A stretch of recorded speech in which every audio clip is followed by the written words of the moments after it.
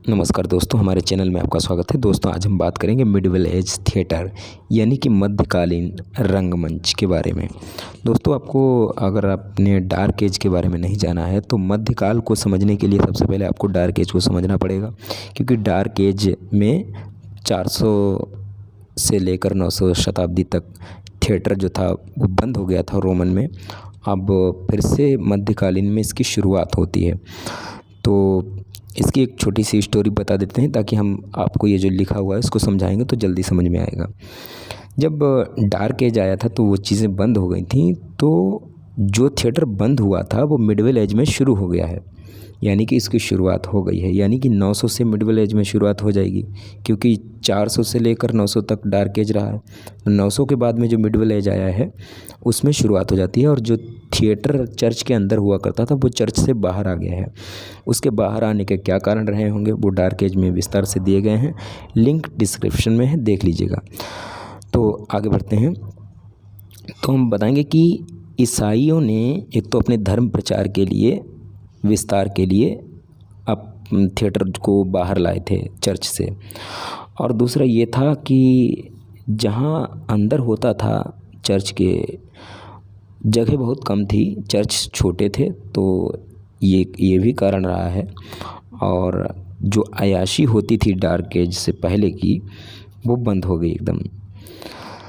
बाहर जो जब लाया गया थिएटर तो स्टेज को 3 भागों में बांटा गया, मतलब 3 तरीके के स्टेज निकल कर आते हैं। पहला जो है वो पैरेलल थिएटर है। पैरेलल थिएटर उसको कहा गया जिसमें कोई प्लेटफॉर्म नहीं होता था। जैसे कि बाजीगर जब आता है तो वो ज़मीन पर बैठ कर अपना करता है, जो भी दिखाता है, खेल दिखाता है, बच्चे चारों तरफ बैठ जाते हैं, ये पैरेलल हो गया।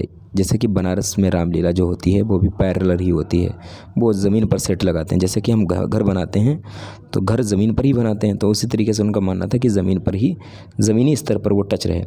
दूसरा स्टेज जो आया है उसको कहते हैं प्लेटफॉर्म थिएटर। प्लेटफॉर्म थिएटर वैसा था जैसे कि नौटंकी में जो तख्त डाल के बना लेते हैं, वो प्लेटफॉर्म थिएटर था।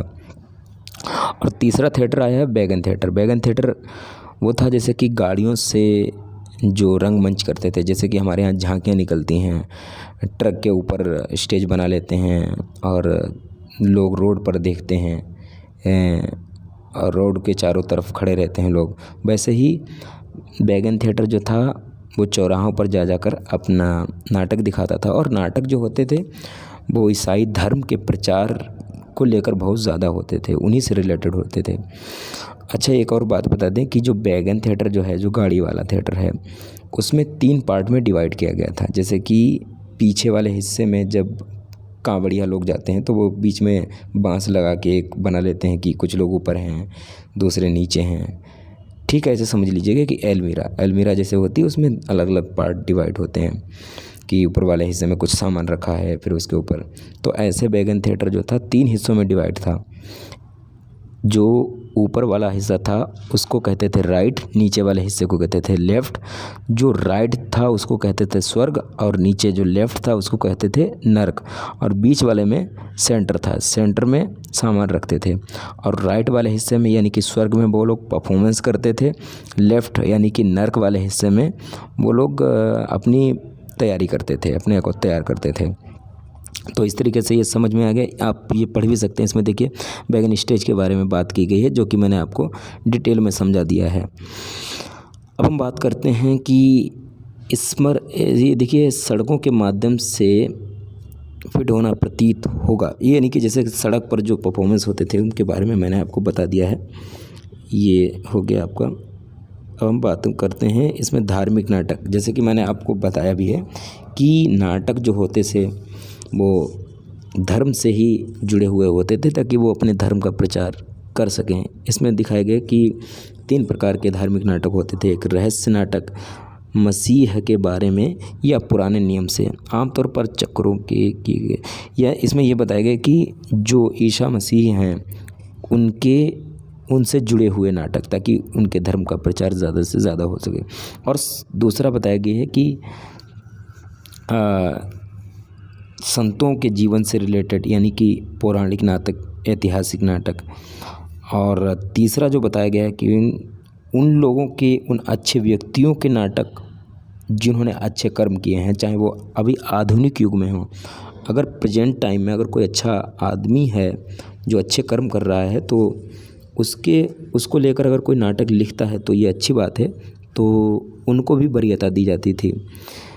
लेकिन चर्च सिद्धांत को पढ़ाने या सुदृढ़ करने के उद्देश्य से, यानी कि चर्चों के जो सिद्धांत होते थे उनको बढ़ावा देने के लिए, लोगों को उनकी ओर आकर्षित करने के लिए इस तरीके से नाटक होते थे। और उसमें लिखा है बुराई दंडित, यानी कि बुराइयों को दंडित किया जाए। जैसे डार्क एज में जो जिस तरीके की व्यवस्थाएं बन गई थी उनको नकारना, उनसे परे होकर बाहर निकलना, ठीक है, योजना, ठीक है। और हमारे लिए ये नाटक एपिसोडिक, यानी कि एक एक क्रम से, जैसे एपिसोड नहीं आते हैं सीरीज़, ठीक है, समय के भ्रमित करने वाले क्रम और हास्य और गंभीर अनावश्यक एक अजीब मिश्रण प्रतीत। इसमें कई तरीके का जो नाटक जो होते थे उसमें हास्य भी होता था, गंभीर भी होते थे, कई मुद्दों पर वो लोग चर्चा करते थे। मध्यकालीन धर्मनिरपेक्ष नाटक, वो उनके बारे में ऊपर मैंने बता ही दिया है आपको कि धर्म से रिलेटेड जो थे वो नाटक होते थे। तो मुझे लगता है कि नीचे जानना इतना उचित नहीं है, क्योंकि मध्यकालीन के बारे में ऊपर मैंने आपको डिटेल में बता दिया है। उम्मीद है वीडियो पसंद आया होगा, तो प्लीज़ वीडियो को लाइक कीजिएगा, कमेंट करके बताइएगा, नए हो तो चैनल को सब्सक्राइब कीजिएगा, वीडियो को शेयर करना ना भूलिएगा। Thank you.